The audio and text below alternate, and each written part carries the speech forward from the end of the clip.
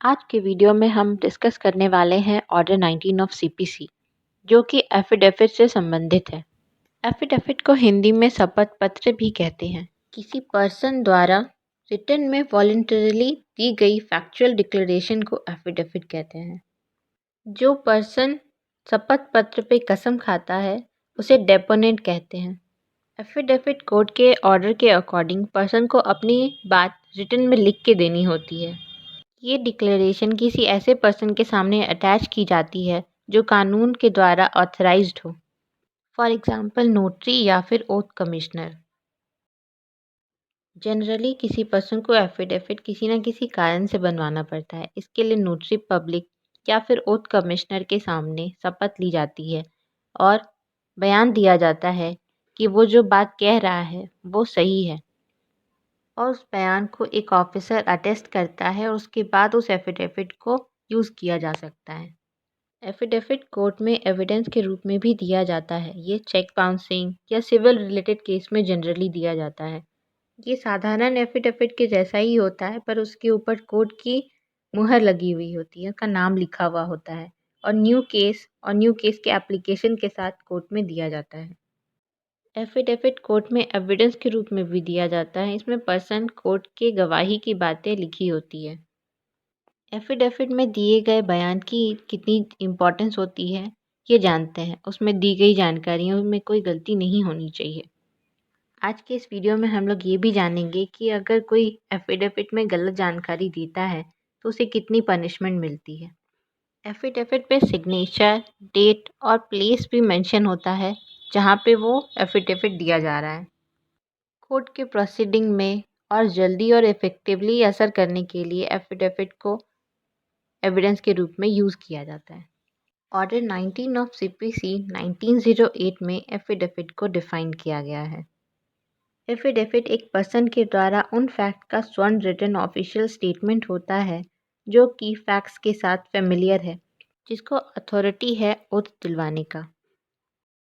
Order 19 के rule 1 में कहा गया है कि कोई भी कोर्ट किसी भी समय सफिशिएंट रीज़न के लिए पर्टिकुलर फैक्ट को प्रूव करवाने के लिए एफिडेविट मांग सकती है।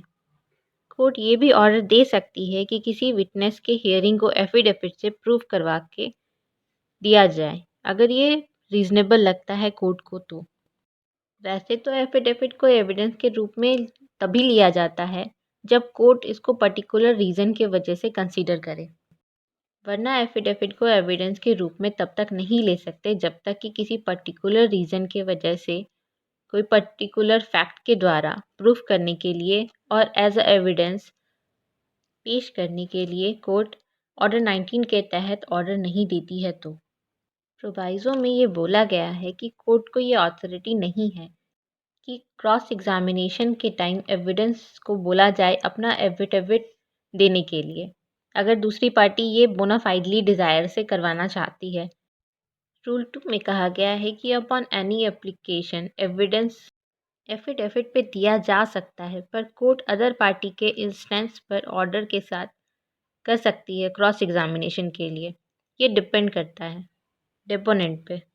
डेपोनेंट को कोर्ट में तब तक बुलाया जा सकता है जब तक कि कोर्ट एग्जाम्प्ट नहीं कर देती है उसको पर्सनल अपीयरेंस से डायरेक्टली, तब तक। अब रूल 3 देखते हैं। रूल 3 में बोला गया है कि एफिडेविट किन मैटर्स तक कन्फाइंड है। रूल 3 के पॉइंट 1 में बोला गया है कि एफिडेविट उन फैक्ट तक कन्फाइंड है जो कि डेपोनेंट अपने पर्सनल नॉलेज में है, उसी फैक्ट तक वो एफिडेविट कन्फाइंड है। इंट्रालोकेटरी एप्लीकेशन के केस में एक शर्त ये भी है कि बिलीफ में उसके ग्राउंड में लिखे होंगे जो स्टेटमेंट डेपोनेंट के बिलीफ में है। और रूल 3 के पॉइंट 2 में कहा गया है कि पार्टी को जो एफिडेविट फाइल कर रही है उसका कॉस्ट देना होगा जो पार्टी अननेसेसरी हियर से या फिर आर्ग्यूमेंटेटिव मैटर या कोई डॉक्यूमेंट एफिडेविट में अटैच कर रही है, बिकॉज कोर्ट भी कुछ और डायरेक्ट नहीं करती है। सेक्शन 139 ऑफ सीपीसी में दिया हुआ है कि ओथ दिलाने का अथॉरिटी किसको है।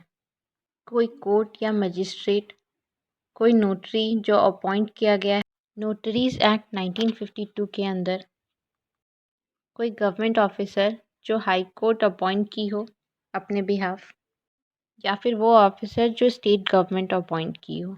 इन सभी में से कोई भी डेपोनेंट का ओथ ले सकता है। सेक्शन 30 में दिया हुआ है कि कोर्ट को ये पावर है कि फैक्ट एफिडेविट से प्रूफ करवाए। इस पर नोटरी या फिर जो ओथ कमिश्नर होगा वो अटेस्ट करेगा। आगे देखते हैं एफिडेविट क्यों इम्पॉर्टेंट है। क्योंकि ओरल एविडेंस से ज़्यादा कोर्ट में राइटिंग का वैल्यू है। रिटन में देना ज़्यादा वैल्यूएबल होता है। इसीलिए कोई भी एफिडेविट कोर्ट में जमा करने से पहले बहुत केयरफुल रहना चाहिए। एफिडेविट एविडेंस की तरह भी काम आता है, इसीलिए ये बहुत इम्पॉर्टेंट है। Next point is what can you से इन एफिडेविट। जो स्टेटमेंट ऑफ फैक्ट होता है उसको एफिडेविट बोलते हैं।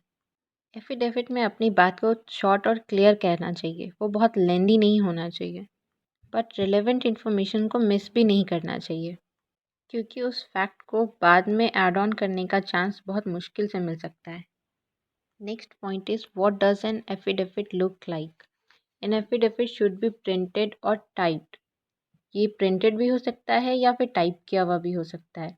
ये एक साइड के पेपर में होगा, दूसरे साइड इसमें नहीं लिखना होता है। फैक्ट नंबर्ड पैराग्राफ में होने चाहिए। कंटेंट डिवाइड होना चाहिए सेक्शंस में, और हेडलाइन परफेक्टली लिखा होना चाहिए। कुछ एग्जांपल्स भी देख लेते हैं।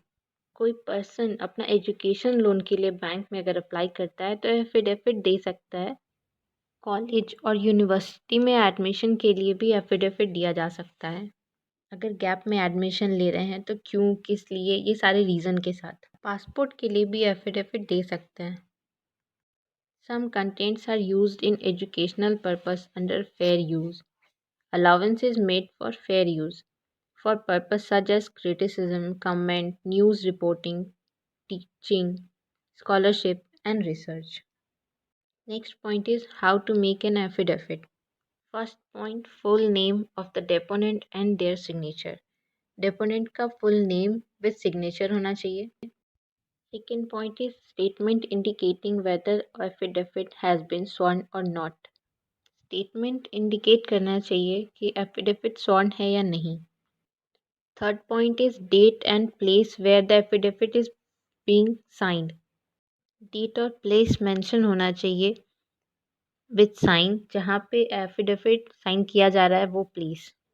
Fourth point, designation and full name of the notary और मजिस्ट्रेट। डेसिग्नेशन फुल नेम के साथ उसमें मेंशन होना चाहिए किससे वो एफिडेविट अटेस्ट कराया गया है। आगे हम लोग देखेंगे क्या पनिशमेंट मिलता है अगर कोई पर्सन फैब्रिकेट करता है फॉल्स एविडेंस एफिडेविट के थ्रू। अगर कोई डेपोनेंट फॉल्स एविडेंस शो करना चाहता है कोर्ट में तो वो लाइबल होगा लीगल प्रोसीडिंग का। रॉन्ग एविडेंस ऑफेंस है section 191, 193, 195 and 199 of Indian penal code 1860। Filing false evidence और false document section 195 of CrPC में भी स्पेसिफाइड है कि अगर कोई पर्सन फॉल्स एविडेंस फैब्रिकेट करने की कोशिश करता है तो वो पर्सन लाइबल है फाइन इम्प्रिजनमेंट का, उस पर जुडिशियल प्रोसीडिंग चल सकती है। In addition to that, since the deponent would have tried to mislead the court by giving such false evidence, he can also be liable under the Contempt of Court Act. अगर कोई deponent try करता है mislead करने का court को तो वो false evidence पेश करने के लिए कंटेम्प्ट ऑफ कोर्ट के अंदर भी लाइबल होगा पनिशमेंट का। आज का ये video order 19 rule 1 to 3 affidavit पे अंडर CPC 1908 यहीं पे ख़त्म होता है। Thank you.